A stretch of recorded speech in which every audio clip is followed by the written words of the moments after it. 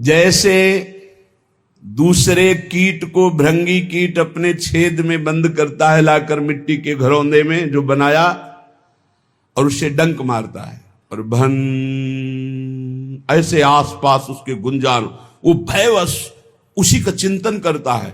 चिंतन करते करते ऐसा तदात्म होता है कि उसके अपने शरीर का परिवर्तन हो जाता है और भृंगी जाति का वो कीड़ा बन जाता है। तो कीट भृंग की रहनी जानो, जाति पाति गवाए, बरन अबरन एक मिल में निरंकार समाए। दास बुल्ला आस निरखई राम चरण अपार, देहु दर्शन मुक्ति परशन आवागमन निहार।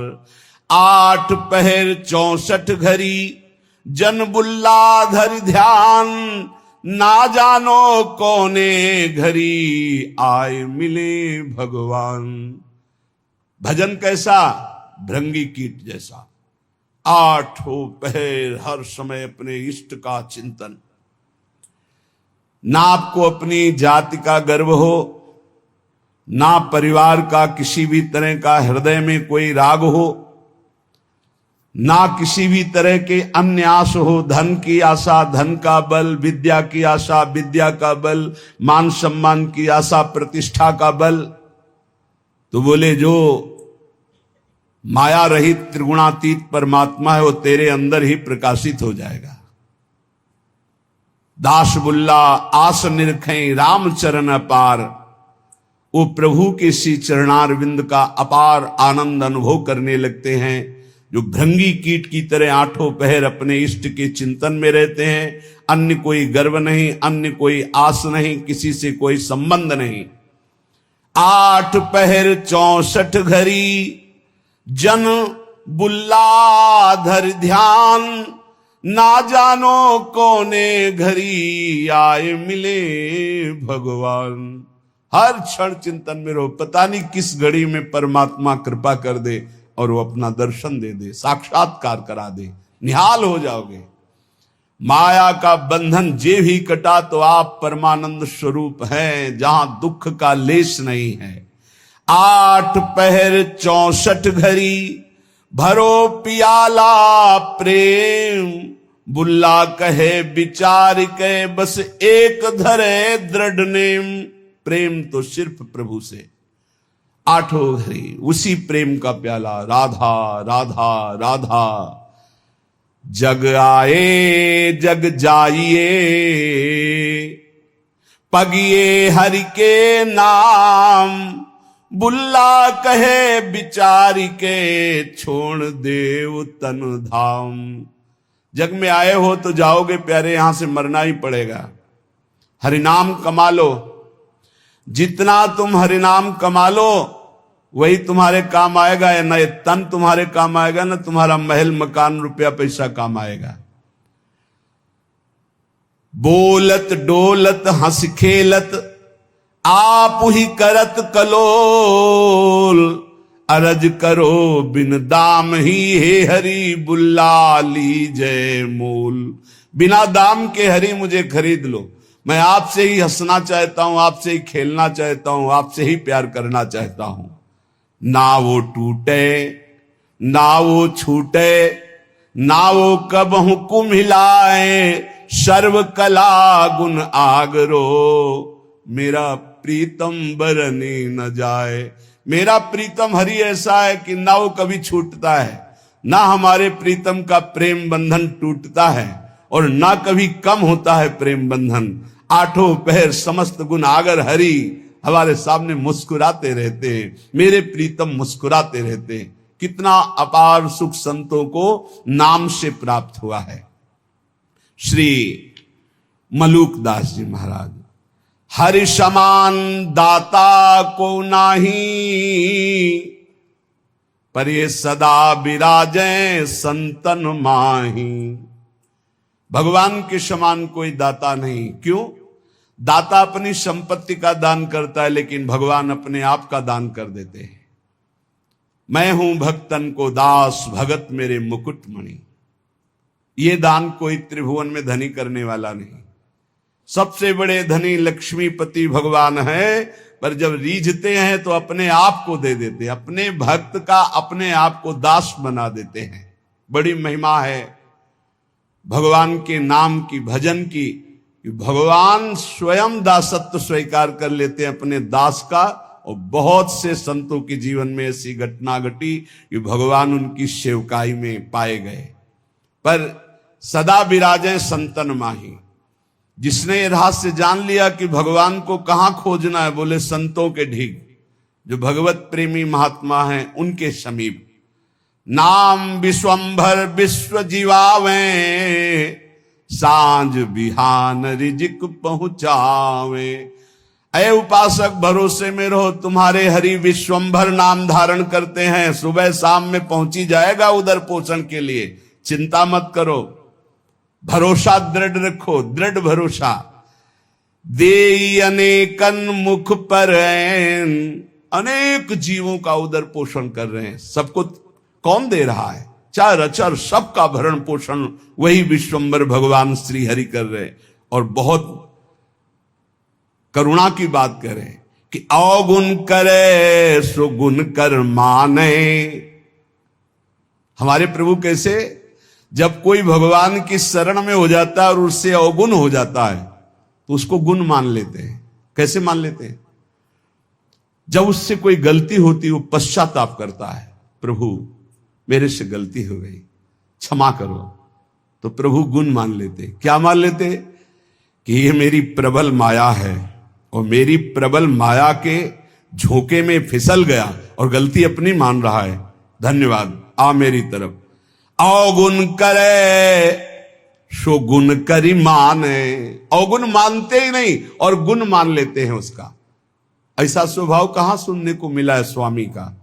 सेवक से अवगुण हो जाए तो स्वामी उससे दंड देता है। हमारे स्वामी ऐसे अवगुण हो जाए तो गुण मान लेते हैं, उसकी दैन्यता मान लेते हैं। काहू भांति अजार न देई, जाही को ये अपनो कर ले ही। किसी भी प्रकार भगवान उसे छोड़ते नहीं, उसे धोखा नहीं देते, विश्वास नहीं तोड़ते। एक बार जो भगवान की शरण में हो गया, जिसको अपना लिया, हां तुम छोड़ दो, तुम छोड़ सकते हो, भगवान तुम्हें नहीं छोड़ सकते। घड़ी घड़ी जैसे मां झांक कर देखती मेरा बेटा खेल रहा है ना, ऐसे प्रभु भक्तन पाछे यो फिरे जो बछड़ा संगाए।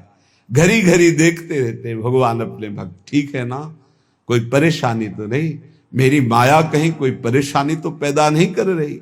घड़ी घड़ी देता दीदार, जन अपने का खिचमत गार। तीन लोग जाके अवशाप, जन का गुनाह करे सब माफ। ऐसे कृपालु भगवान तीन लोगों के स्वामी हैं। इनकी शरण में जो आ गया उसके सारे अपराध क्षमा कर। हम तो हम सर्व पापेभ्यो मोक्षयिष्यामि मा शुचा। गरुआ ठाकुर है रघुराई, कहें मलूक क्या करो बड़ाई। बहुत बड़े हैं, बहुत गंभीर हैं, बहुत दयालु हैं हमारे ठाकुर, मैं इनकी कहां तक बड़ाई करूं। जो करुणानिधान प्रभु की शरण में आ गया तो भगवान उसे चाह और चिंता रहित फकीर बना देते हैं, चाहे वो पैंट शर्ट में क्यों ना हो। जिसकी चाह मिटी, चिंता मिटी, कोई फिक्र नहीं, वही फकीर है। जिसको पूरी सृष्टि में केवल एक ही नजर आता है, वही भगवान का दास है। ये सब छोटी छोटी मेणे, मेरा तेरा, ये सब माया है, शुद्ध मार्ग नहीं है, ये सब माया है। ये मेरी मेड़, ये तेरी मेड़, इसी का नाम तो माया। मैं और मोर, तोर, तय माया, जहां ये शब्दों का प्रयोग है वहां माया ही है। एकमात्र पूरा विश्वंभर सब जगह भास।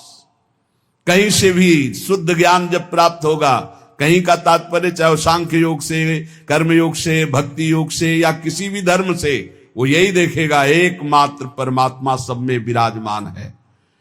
दर्द दीवाने बावरे ये अलमस्ता फकीरा, एक अकीदा ले रहे ऐसे मन धीरा, प्रेम पियाला पीवते बिसरे सब साथी, आठ पहरियो झूमता जो माता हाथी। कैसे संत होते? एकमात्र सर्वत्र परमात्मा और सब राग का त्याग कर दिया, कोई चिंता शोक नहीं, अलमस्त फकीरा मदमस्त गजराज की तरह झूमता रहता है। ये भगवान का मार्ग। उनकी नजर न आवते कोई राजा रंक, बंधन तोड़ी मोह के फिरते निसंक, साहेब मिल साहेब भय कछु न रही तमाई, कहे मलूक तिस घर गए जहां पवन न जाई। जहां वायु देवता का भी प्रवेश नहीं, ऐसे घर में प्रवेश हो गया भगवान की भक्ति से, भगवान के निज अंग सेवा में। ये जो देव पितर, यहां उनकी पहुंच नहीं, जो हरि के दास गाजत है तिन्ही में ये विश्वास, साधु जन पूजो चितलाई, जिनके दर्शन हिया जुड़ाई। ये जो अन्य उपासनाओं में लगे रहते हैं ऊंचाई पे नहीं चढ़ पाते, क्योंकि सकामता रहती, मेरी इस कामना की पूर्ति हो जाए, मेरी इस कामना की पूर्ति हो जाए। जो निष्काम भाव से किसी की भी उपासना करे तो वो ऊपर चढ़ा दे, पर सकामता के कारण वो ऊपर नहीं चढ़ पाते, जो अध्यात्म की ऊंचाई है। बोले इस सकामता का नाश करने के लिए यदि साधु जनों का पूजन हो, भगवत प्रेमी जनों का संग हो, उनके वचन, उनके आदेश उपदेश, तो बोले हृदय शीतल हो जाए, सारी कामनाएं नष्ट हो जाए। चरण पखारत होई आनंदा, जन्म जन्म के काटे फंदा। संतों की कृपा से जब भगवान के चरणों का स्पर्श होता है, जन्म जन्मांतर के माया बंध कट जाते। केवट जू कैसे कह रहे, भगवान के चरणों को पखार रहे हैं। अति आनंद उमगी अनुरागा, आंसू चल रहे, प्रभु के चरण धो रहे। चरण सरोज पखारन लागा, भगवान के चरणों का जब स्पर्श हो रहा है, अति आनंद, जो कभी भी कहीं भी न साधन में न भोगों में, लोक लोकांतर में। एक बार तो देखो ये आनंद, सब आनंद तो देख चुके हो, कई जन्म हो चुके हैं, कई बार भोग भोग चुके हो, कई बार सब। एक बार भगवान के चरणों के स्पर्श करने की कामना करो, सामने प्रभु हो, उनके चरणों को पकड़कर लौट जाऊं, एक बार उनके चरणों में अपना माथा रखूं, ऐसी आकांक्षा तो करो। है यही है, हम सबके बीच में है, बस हमारे नेत्र परिवर्तन होने हैं। भाव भक्ति जो करते निष्काम, निस्दिन केवल सुमिरे राम, घर बन का उनके भय नाही।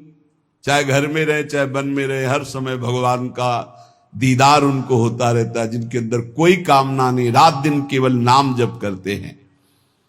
हमसे जानी लागे तू माया, ए माया, चैलेंज दे रहे मलुकदास जी। तो हमको ऐसा वैसा मत समझ कि तू आकर आएगी, अपनी ठगोरी डालेगी, ठग के चली जाएगी, हमारे पीछे मत लग। हमसे जानी लागे तू माया, थोड़े से फिर बहुत हो गई। थोड़ा तो सह गया तेरी चाल, अब नहीं सहूंगा। देखो भक्तों की ठसक, थोड़े से फिर बहुत हो गई। अब अगर कुछ किया तो सुन पई है रघुराया, हमसे जान लगे तू माया। तू क्या हमको ठग लेगी, अपने में हो साहब पाया, अजहू चेत दीवानी, काहू जन के बस परिजई है, तो भरवाऊंगो पानी। तो दुनिया को ठगेगी लेकिन मेरे को नहीं ठग सकती। जानती क्यों? क्योंकि मेरे हृदय में प्रभु विराजमान हो चुके हैं। अगर तू मेरी तरफ जरा भी आएगी तो समझ ले ऐसे फंदे में फंस जाएगी कि तुझे भी पानी भरना पड़ेगा, तुझे भी पानी भरना पड़ेगा, दासी पना स्वीकार करना पड़ेगा।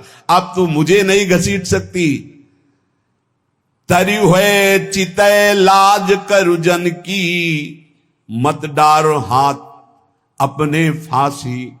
ए माया, तू जानती मैं प्रभु का जन्म, अगर मेरे ऊपर तनिक भी कोई जादू किया ना तो तू अपने हाथ से अपने गले में फांसी डाल लेगी, ऐसा तेरे ऊपर हो जाएगा। जनते तेरो जोर न चली है, क्योंकि रक्षपाल अविनाशी, परिजय है तेरे गरे फांसी। मेरा अविनाशी रक्षक सीम की चाप सके को तासु, बड़ रखवार रमापति जासु। ए मदमस्त रहो, किस मद में? मैं प्रभु का हूं, मैं श्यामाजू का हूं। देखो तो इस मद में देखो कोई नजदीक नहीं आएगा। कहे मलूक चुप कर ठगनी, अवगुण राख दुराई, जो जन उबरे राम नाम कई, ताते कछु न बसाई। ए ठगनी माया चुप रहे, अब तेरी कोई चाल नहीं चलेगी, क्योंकि मेरे पास नाम है। मैं नाम के बल से तेरे ऊपर विजय प्राप्त कर लूंगा। प्रहलाद जी ने भी कहा, प्रभु मुझे कोई डर नहीं आपकी माया का, आपका चरणामृत तो आपका नाम और आपके लीला गुण को सुनकर इस माया से मैं पार हो जाऊंगा। डर है इन लोगों को डूबते हुए देखकर, नाथ इन पर कृपा करो। मुझे आपकी कृपा की जरूरत नहीं है, क्योंकि मेरे पास आपका नामामृत है, चरणामृत है, लीलामृत है। इसका पान करके मैं आपकी इस माया पर विजय प्राप्त कर लूंगा। कहे मलूका चुप कर ठगनी, अवगुण राख दुराई। ये अपने काम क्रोध लड़का बच्चा को ले जाए, यहां तेरी चाल चलने वाली नहीं। जो जन उबरे राम नाम कई, ताते कछु न बसाई। जो निरंतर नाम जप करता है माया, उस पर तेरा कोई अधिकार नहीं।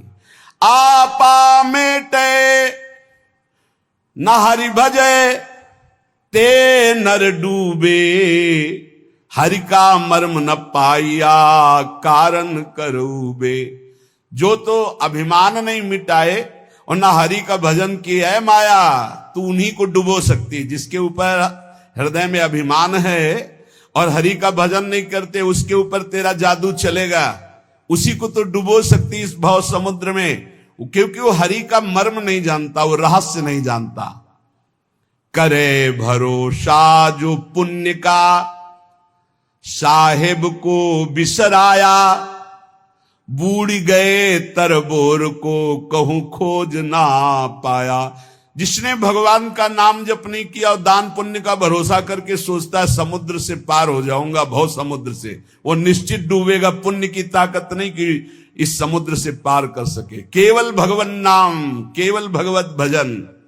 साधु मंडली बैठ के मूड जाति बखाने, हम्बड़ करी मुए बूढ़े बिन पानी।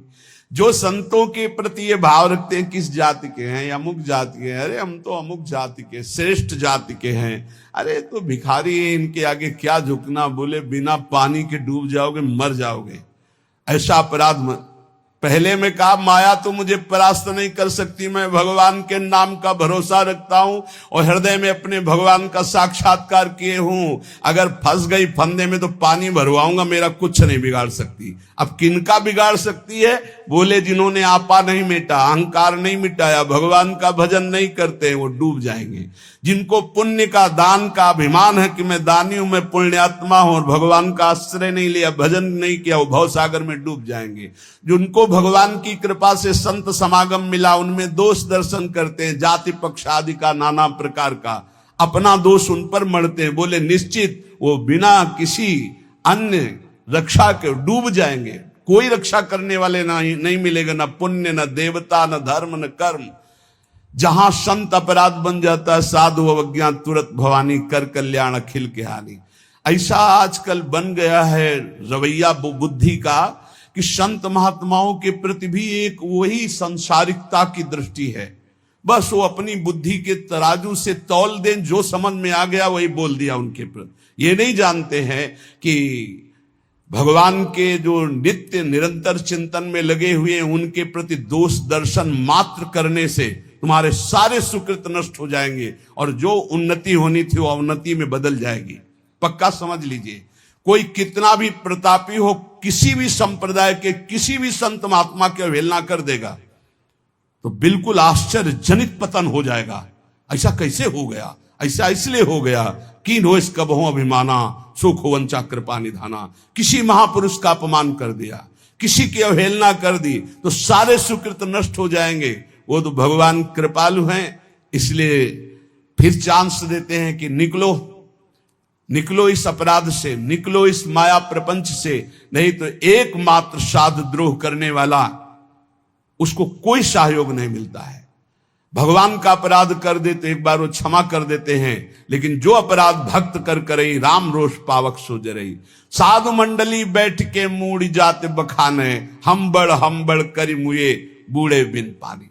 जो संत महात्माओं के बीच में जाकर अपना ज्ञान बघारते हैं, अपनी चतुरता दिखाते हैं, अपना बड़प्पन दिखाते हैं, अपने पद का अभिमान रखते हैं, बिना पानी के बूढ़ के मर जाएंगे। अर्थात जहां दिखाई नहीं देता कि एक बूंद पानी नहीं, वहां भी फिसल जाएंगे, वहां भी नष्ट हो जाएंगे। इसलिए काम क्रोध सब त्याग के जो राम गावे, दास मलु का यो कहें तेरी अलख लखावे। जो विकारों का त्याग कर भगवान का गुणगान करता है, नाम जप करता है, जिसको सहसा कोई लख नहीं सकता, वो परमात्मा उसकी दृष्टि में आ जाता है। गर्व न कीजय बावरे, मेरो हरि है गर्व प्रहारी। गर्व ही ते रावण गया पाया दुख भारी। ए अहंकार मत कर, संसार के भोगों का, शरीर का नष्ट हो जाएगा। चलत दशानन डोलत अवनी, पृथ्वी कांपती थी जब रावण चलता था, लेकिन एक दिन वो हाल हुआ उस अहंकारी का, जो बानर भालू थे अपने पैर मारते थे उसकी खोपड़ी में, ऐसे खेल रहे थे।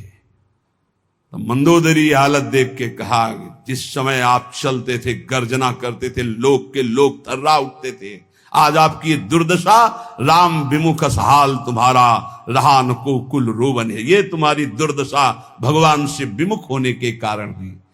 इसलिए कह रहे कि गर्व न कीजय बावरे, मेरो हरि है गर्व प्रहारी। अहंकार मत करना, नहीं तो भगवान तुम्हें नष्ट कर देंगे। जाके जी अभिमान है ताकि तोरत छाती, मेरे हरि रघुनाथ के ये अभिमान ना ही सुहाती। हमारे प्रभु को अभिमान किसी बात का अच्छा नहीं लगता। मत करना अभिमान, तुम्हारे पास है ही क्या अभिमान करने लायक? जो कुछ है वो प्रभु ने दिया है, क्यों अभिमान करते हो? मलुकदास जी महाराज कह रहे, राम राम के नाम को जहां नहीं लवलेश, तहां पानी ना पीजिए पर हरिये सो देश। जिसके गले में कंठी नहीं, मुख में नाम नहीं, जो भगवान से विमुख है या भगवान का नाम ही नहीं जपता भगवान से, ऐसे आदमी के हाथ का पानी भी ना पिए, क्योंकि उससे भगवत विमुखता बढ़ती है। जो भगवान का नाम नहीं जपता, भगवान का नाम नहीं लेता, हमें उसके हाथ का खान पान स्वीकार नहीं करना। राम राम के नाम को जहां नहीं लवलेश, पानी तहां न पीजिए परिहरिये सो देश। जिस गांव में वैष्णव नहीं होता था, चतुर्भुज दास जी उस गांव में डेरा नहीं डालते थे, उस गांव का पानी भी नहीं पीते थे। राम नाम जिन जानिया तेई बड़े सपूत, एक राम के भजन बिन कांगा फिरे कपूत। वही सपूत है जो भगवान की भक्ति करता है, राष्ट्र भक्ति करता है, समाज को सुख पहुंचाता है। नहीं तो जन्म लेने का मतलब क्या रहा? उहां कबहु न जाइए जहां न हरि को नाम। जिस रिश्तेदार, नातेदार, मित्र, व्यवहारी, जिस मंडली में भगवान का नाम जप न हो, कीर्तन न हो, उस घर न जाए, उस रिश्ते में न जाए, उस समाज में न जाए। क्या हो रहा है इस समाज में? भगवान की चर्चा तो दौड़ के जाओ सुनो। क्या हो रहा है? इधर उधर वार्तालाप, तर्क विवाद, राजनीति, हट जाना चाहिए। उहां न कबहू जाइए जहां न हरि को नाम। जहां भगवान की चर्चा, भगवान नाम कीर्तन नहीं हो रहा, उस सभा में नहीं बैठना चाहिए। किसी की निंदा हो रही, कोई तर्क विवाद हो रहा हो, भक्तजनों को वहां नहीं विश्राम मिलेगा। राम नाम एक रति पाप के कोटि पहाड़, ऐसी महिमा नाम की जारी करे सब छार। अगर पाप पहाड़ के समान भी है और रत्ती भर नाम हो गया तो सारे पापों को भस्म कर देगा, पर आगे से पाप ना हो ये सावधानी रहे। वास्तव में संसार का बहुत जन्मों से महत्वंताकरण में बैठा है, इसलिए वो भोग बहुत प्रिय लगते हैं। आज सामने भोग उपस्थित हुआ, भोग लेते भगवान तो क्षमा ही कर देंगे। और भगवान कहा है हम स्वाम स्वरूपापे भ्यो मोक्षयिष्यामि मा शुचा, अब ही एक बार गलती मान लेंगे भगवान से। पर ऐसे को क्षमा नहीं मिलता, ध्यान रखना। क्षमा मिलता है कि अब लो नसानी अब ना नसई हो, ऐसे को क्षमा नहीं मिलता है, ऐसे का प्लस होता जाता है। जो साधक प्रायः इस बात को पकड़िए, भोग भोगते हुए भगवत प्राप्ति चाहता है, वो दूसरों से सुख लेने की भावना वाला होता है। उसका शरीर और पदार्थों में ममत्व होता है, अंतःकरण मलिन होता है, इसीलिए उसकी रुचि भोगों में होगी, वो अंदर चाहत भगवान की प्राप्ति की होगी। साधक है ना, चाह तो कहीं ना कहीं है, कसक है उसकी कि यार भगवान मिल जाते तो ठीक था, पर भोग छोड़ नहीं सकता। ये द्वंद्व बना ही रहता है बहुत से साधकों के अंदर। साधक के द्वंद्व में विचार पक्का ना होने के कारण कैसे सुख भोगूं, कैसे आराम भोगूं और कैसे भगवान मिल जाए, दोनों, इसीलिए द्वंद्व चलता रहता है। ये बहुत बहुत सच्ची बात है, बहुत सच्ची बात है। ये बहुत बहुत ज्यादा मात्रा में फैला हुआ है यही बात। वो भजन भी कर रहा है, सत्संग भी सुन रहा है, सब प्रवचन सुन रहा है, प्रवचन कर रहा है, पर उसके अंदर की भावना में मन और इंद्रियों को रोककर परमात्मा के सुख में लगाने की नहीं, मन और इंद्रियों के अनुकूल भोग भोगने की, ये भी नहीं छोड़ सकता और वो भी नहीं छोड़ सकता। इसलिए बहुत लंबा समय चला जाता है, उसके हृदय में कोई भगवदानंद की स्फूर्ति नहीं होती। निर्द्वंद होना मुख्य बात है। ये राग द्वेष अपने आप मिट जाएंगे जहां निर्द्वंद हो जाओगे। विचार करना चाहिए निर्द्वंद होने के लिए कि सब अनुकूल भोगों को भोग रहे हैं, प्रतिकूलता जबरदस्ती भोगनी पड़ती है। प्रतिकूलता कोई भोगना नहीं चाहता, अनुकूल भोगों को सब भोग रहे। क्या इनको विश्राम मिल गया क्या? नहीं ना। तो एक बार हिम्मत करके हटो भोगों से। भोगने से जब तक हटोगे नहीं तब तक परमात्मानंद स्फुरित नहीं होगा। अगर निर्द्वंद हो गए तो सुखम बंधात प्रमुच्यते, सुख पूर्वक संसार बंधन से मुक्त हो जाओगे। अनुकूलता प्रतिकूलता ये आएगी प्रारब्धवशात, लेकिन भोगो मत ना अनुकूलता को ना प्रतिकूलता को। सम रहो, सम। वो स्वरूप की तरफ जब दृष्टा भाव होगा तब सम होगे। पहले अनुकूलता में गाढ़ फंसे हुए, प्रतिकूलता तो जबरदस्ती भोगनी पड़ती है। अनुकूलता का त्यागो। स्वयं आप विचार करो, नाप इंद्रियों, बहुत ध्यान देने का एक गूढ़ विषय, इसीलिए धीरे धीरे बोल रहे हैं। आप इंद्री नहीं हो जो इंद्रियां भोग मांग रही, आप मन नहीं हो जो मन भोग मांग रहा है, आप दे रहे हो। आप बुद्धि नहीं हो जो बुद्धि निश्चय कर रही कि इन भोगों में सुख है। आप परमात्म स्वरूप हो। यही आपका बंधन हुआ है जो आप अंतःकरण इंद्रियों में तदात्म हो गए। एक बार हिम्मत करो, इन दुष्ट इंद्रियों और दुष्ट मन की मांग के विरोध में हो जाओ। हिम्मत करो एक बार विरोध में। लेकिन गुरु के विरोध में करवा देंगे इंद्रियां मन, शास्त्र के विरुद्ध चलवा देंगे, लेकिन इनके विरुद्ध तुम हो जाओ, इतनी हिम्मत। तभी नाम से श्री हरिवंश नाम बल रहो। क्या हुआ? मन और इंद्रियों से ममता इतनी हो गई कि पदार्थ, व्यक्ति, क्रिया जो मन इंद्रियों को अच्छी लग रही उसी के अधीन हो गए। बड़ी सुंदर बात है, देख लो, अंदर की बात है। देखो, सुषुप्ति में कुछ याद नहीं रहता, फिर भी आप जीवित रहते हैं। आपको ये भ्रम दे दिया गया अंदर कि अगर हम ये भोग नहीं भोगेंगे तो हम रह नहीं पाएंगे। अगर कोई भी भोग है, सुषुप्ति में कौन सा भोग होता है? सुषुप्ति में स्वप्न की बात नहीं कह रहे। 6 घंटे आप बिना भोग के होते हैं, कोई भोग नहीं, खाना पीना सोचना कुछ भी, कोई भोग नहीं, ठप पूरा रहता है सिस्टम, अंतःकरण शांत, तभी घोर सुषुप्ति में गए तो आनंद आता है कि नहीं बाद में, यार 6 घंटे सोए। तो भोग त्याग, संसार के चिंतन के त्याग का आनंद देख लो अज्ञान में। जब सुसुप्ति में चले गए, 6 घंटा बाद उठे तो आहा एकदम नई चेतना आई। क्यों? 6 घंटे कोई संसार का चिंतन नहीं किया, 6 घंटे कोई भोग नहीं भोगा, किसी भी तरह का खान पान कोई भोग नहीं भोगा। अगर वही जागृत में स्थिति हो जाए तो उसी को समाधि कहते हैं। सुषुप्ति अवस्था में जब तुम 6 घंटे संसार को भूले हुए थे तब भी तुम जीवित थे, तो जागृत अवस्था में तुमने ये क्यों मान लिया कि मैं इन भोगों के बिना जीवित नहीं रह सकता, मैं नहीं रह पाऊंगा? क्यों मान लिया? इस प्राणी के बिना, इस शरीर के भोग के बिना, इस पदार्थ के भोग के बिना, इस वस्तु के बिना, इस नशा के बिना मैं नहीं रह सकता। यह है अपनी स्वतंत्र सत्ता को खोकर अधीन हो जाना भोगों के। ये अधीनता कब तक बनाए रखोगे? संसार का राग उत्पन्न होता है, नष्ट होता है, राग कभी स्थायी नहीं होता। किसी एक भोग को भोगते रहो, अगर घृणा ना हो जाए तो कहना दूसरे नए भोग को उसी भोगने की इच्छा हो जाएगी। नए नए प्राणी, नए नए पदार्थ, नए नए शरीर, नए नए भोग हमें चाहिए। नहीं तुम समझ पा रहे, तुम्हें फंसाया जा रहा है। परंतु यदि परमात्मा प्राप्ति की अभिलाषा उत्पन्न हो गई तो ये कभी नष्ट नहीं होती, ये बनी रहती है, क्योंकि तुम परमात्मा के अंश हो। तुम्हारी अखंड स्थिति परमात्मा में है, उसे तुम भूल करके अंतःकरण और इंद्रियों में अपनी स्थिति को जो मान रहे हो, इसीलिए अभिलाषा बन गई भोगों की, इसको हटाना है।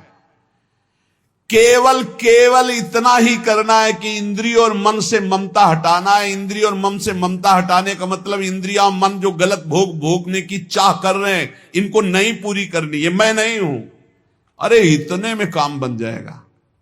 पर इतने हटाने के लिए नाम जब बहुत बढ़ाओ। जितना तुम्हारा राग कम होता जाएगा उतने ही आपको अंदर ज्ञान का प्रकाश मिलता जाएगा। मैं जीत सकता हूं आपके अंदर आने लगेगा। मैं जान गया हूं, ये अभी तक मुझे डरवा रहे थे, मैं इन भोगों के बिना भी रह सकता हूं।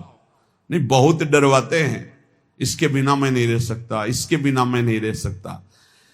राग और द्वेष जितने भी साधन है सबको चाट जाता है। इसीलिए बोले इतने वर्ष हो गए भजन करते, साधना करते, कोई लाभ नहीं मिला, क्योंकि राग द्वेष है भोगों का। राग द्वेष मिटा के नित्य प्राप्त परमात्मा की अनुभूति स्वतः ही हो जाएगी। परिश्रम करना है केवल राग द्वेष मिटाने के लिए, इन इंद्रियों को भोगों से हटाने के लिए। भोग ने नहीं पकड़ा है, आपने भोग को पकड़ रखा है। बाहर जितना सुख भोगने की इच्छा करोगे उतना ही दुख मिलेगा। भीतर आकर के इनसे निरपेक्ष हो जाओगे उतने ही सुखी हो जाओगे। इस जड़ शरीर और जड़ इंद्रियों में तदात्म होने के कारण ये भोग हमें परास्त कर रहे हैं, और इनसे अलग हो तुम, इतना अनुभव करो, इनके अधीन मत हो, अभी निर्द्वंद हो जाओगे। भगवान करें निर्द्वंद जो है वो सुख पूर्वक संसार से मुक्त हो जाता है। फिर सारांश में हम चाहते हैं भगवान से मिलना, पर रुचि हमारी भोगों में है। बिना भोगे हम जी नहीं सकते, ऐसा हमारे मन में कमजोरी बैठ गई है। चाहे वो खान पान नशा कुछ भी भोग प्रकृति का, बिना प्रकृति के भोग के हम जी नहीं सकते। नहीं, ये मेरा विषय नहीं है, मैं अविनाशी हूं। अब हमको इन्हें धर्म से चलाना है। शरीर पोषण के लिए धर्म पूर्वक विषय सेवन करना है। पहले अधर्म भोगों का त्याग करो, थोड़ा निर्मलता आएगी, फिर भोक्ता भाव का भी त्याग हो जाएगा। कोई द्वंद आपका स्पर्श नहीं करेगा। आप निर्विकार होकर परम पद में स्थित थे, स्थित है, स्थित रहेंगे, ऐसा अनुभव हो जाएगा। इसलिए सारांश फिर वही पुनरावृत्ति, सारे कर्म भगवान को समर्पित करो, कोई भी पाप कर्म ना बनने पावे, और निरंतर नाम जप करो। आप अपने आप गुणातीत हो जाओगे, आप द्वंद्वातीत हो जाओगे, आप योग क्षेम की चिंता से ऊपर उठ जाओगे, परमानंद में डूब जाओगे। जो सत्संग सुना उसका मनन करो, आचरण में उतारो, शेष चर्चा आगे। श्री राधा वल्लभ लाल।